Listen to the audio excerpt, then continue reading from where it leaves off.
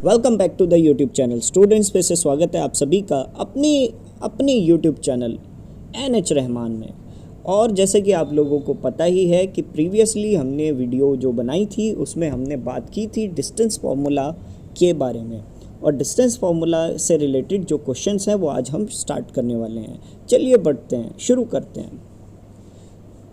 So class 10th NCERT Maths chapter number 7 coordinate geometry exercise 7.1 का question number 1 हम लोग करने वाले हैं शुरू। क्वेश्चन क्या है देखते हैं। क्वेश्चन में हमें दिया हुआ है find the distance between the following pairs of the points. तो हमें कुछ first point, second point, third point, 3 parts हमें गिवन हैं और तीनों पार्ट्स में हमें डिस्टेंस फॉर्मूला के अकॉर्डिंग ही फाइंड आउट करने हैं उनके डिस्टेंस क्या आएगा। तो डिस्टेंस फार्मूला क्या था? वो था x2 माइनस x1 और y2 माइनस y1। तो देखा जाए तो ये फॉर्मूला इस तरीके से था। तो देखा जाए तो हमारा यहाँ पर x2 y2 आ सकता है 4,1 और वहीं x1 y1 हमारा यहाँ पर आ सकता है 2,3। तो इन सभी की वैल्यू को रख देते हैं, जैसे कि x2 और y2, x2 और x1 की वैल्यू 4 और 2 है तो ये रख दी। इसी तरीके से y1 और y2 की जो वैल्यूज़ हैं उनको भी हम लोग रख देते हैं। तो ये इस तरीके से 4 माइनस 2 और 1 माइनस 3 आ जाएगा। 4 में से 2 लेस होगा तो 2 आएगा और 1 में से माइनस 3 लेस होगा तो माइनस का 2 आएगा। 2 का स्क्वायर होता है माइनस 2 का स्क्वायर, 2 का स्क्वायर होता है 4 और माइनस 2 का स्क्वायर भी 4 ही होता है। आप लोग सभी को पता होगा कि नेगेटिव नंबर जब नेगेटिव नंबर से ही मल्टीप्लाई होता है तो प्लस का आंसर आता है। तो माइनस 2 की मल्टीप्लाई माइनस 2 से होगी तो 4 आएगा, प्लस का 4। 4 प्लस 4 होता है 8, तो 8 ऐसे आ गया। अब बात करते हैं यहाँ पर जो 8 है, क्या इसको हम लोग ओपनली खोल सकते हैं? हाँ जी, बिल्कुल खोल सकते हैं। तो 8 का अगर आप लोगों ने प्राइम फैक्टराइजेशन करके देखें तो 8 का प्राइम फैक्टराइजेशन होता है 2 मल्टीप्लाई बाय 2 मल्टीप्लाई बाय 2। और इस तरीके से यहाँ पर हम 2 पेयर्स को ले सकते हैं। 2 पेयर्स को लेने के बाद एक 2 हमारा बाहर आ जाएगा और अंदर बचेगा एक 2। तो इस तरीके से हमारा आंसर आ सकता है 2√2। तो एक काम और करते हैं, चलिए हम ग्राफ के अकॉर्डिंग ये भी देख लेते हैं कि हमारा ये 2,3 और 4,1 कहाँ पर लाई करेगा। तो 2,3 आपका लाई करेगा। अगर आप ये ग्राफ बना देंगे तो बस एक रिप्रेजेंटेशन शो हो जाएगी आपके पेपर में। बस इसके कोऑर्डिनेट्स आपको जॉइंट करने हैं और लाइन ड्रॉ करके आपको ऐसे दिखाना है। तो कैसे दिखाएंगे देखिए, 2,3 जो है तो 2 ये रहा आपका x एक्सिस का और 3 यहाँ रहा, तो 2,3 ये पॉइंट बन गया। दूसरा पॉइंट 4,1 है तो 4 ये रहा और 1 यहाँ नीचे। तो इस तरीके से ये लाइन अगर आपस में जॉइंट हो गई तो ये इस तरह से तिरछी ये लाइन बन जाएगी।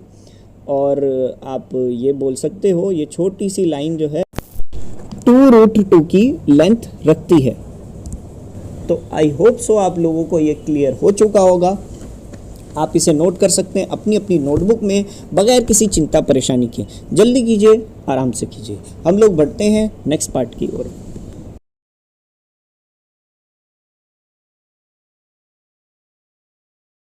Class 10th NCERT maths chapter number 7 coordinate geometry में एक्सरसाइज 7.1 का क्वेश्चन नंबर 1 का सेकंड पार्ट हम लोग इस वक्त कर रहे हैं। और सेकंड पार्ट कुछ ऐसा है।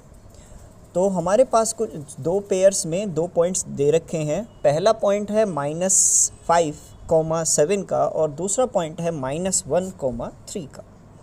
अब ये 2 पॉइंट्स हमें गिवन हैं। अब x2 और y2 इन्हीं में से ही हमें कंसिडर करना है। तो x2 y2 तो हम लोग कंसिडर कर रहे हैं -5,7 को और x1 y1 कंसिडर कर रहे हैं -1,3 को। अब आप लोग सोच रहे होंगे मैं ऐसे कैसे पता कर लेते हैं कि x2 y2 कौन सा होगा और x1 y1 कौन सा होगा। देखा जाए तो आप किसी को भी कंसिडर कर सकते हो, इसमें कोई प्रॉब्लम नहीं है। आप किसी भी नंबर को कंसिडर कर सकते हो। वैसे ज़्यादातर जो टीचर्स हैं, स्कूल टीचर्स हैं, वो ये कहते हैं कि आप लोग ग्राफ बनाइए, ग्राफ में दोनों पॉइंट्स को कंसिडर कीजिए। अब देखिए यहाँ पर -5,7 हमें यहाँ मिल जाता है ऊपर, और यहाँ पर मिल जाता है -1, 3।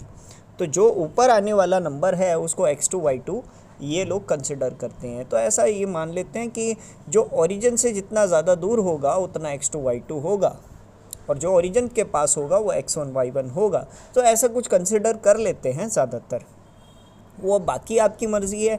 आप अगर इसको x2 y2 रखना चाहो तो भी रख सकते हो, तब भी आपका आंसर वही सेम आएगा डिस्टेंस फार्मूला में। तो इसमें घबराने वाली बात आपको बिल्कुल भी नहीं है। तो देखते हैं x2 हमने इस वक्त -5 को रखा था, और x1 जो है हमारा वो -1 था।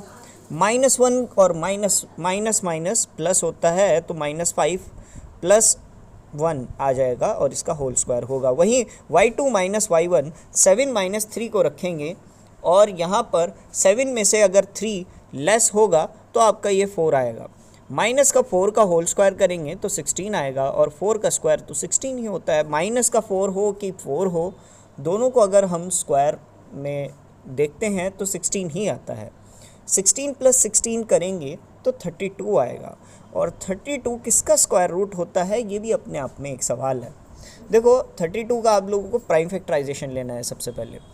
2 16 से, 2 8 से, 2 4 से, 2 2 से, और 2 1 से, जितना भी ये फैक्टर आया है सबके सबको आप लोगों को अंडर रूट में रख देना है, और फिर यहाँ पर पेयर्स बनाना शुरू कर देना है। जैसे ये पहला 2, फिर ये दूसरा 2, तो ये 2 पेयर्स हमें मिल गए, और ये 2 × 2 4 हो गया। तो आपका ये डिस्टेंस जो है पूरा का पूरा वो 4√2 है।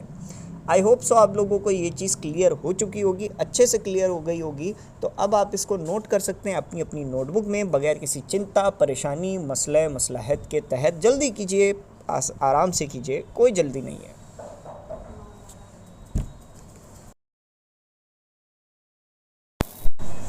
सो नेक्स्ट आता है हमारा third part, class 10th NCERT maths chapter number 7 coordinate geometry में हम लोग एक्सरसाइज 7.1 कर रहे हैं, और इस वक्त हम लोग आ चुके हैं क्वेश्चन नंबर 1 के थर्ड पार्ट की ओर। और थर्ड पार्ट है कुछ ऐसा हमारे पास, यहाँ पर गिवन है हमें a, b, और दूसरा पॉइंट है -b, -a,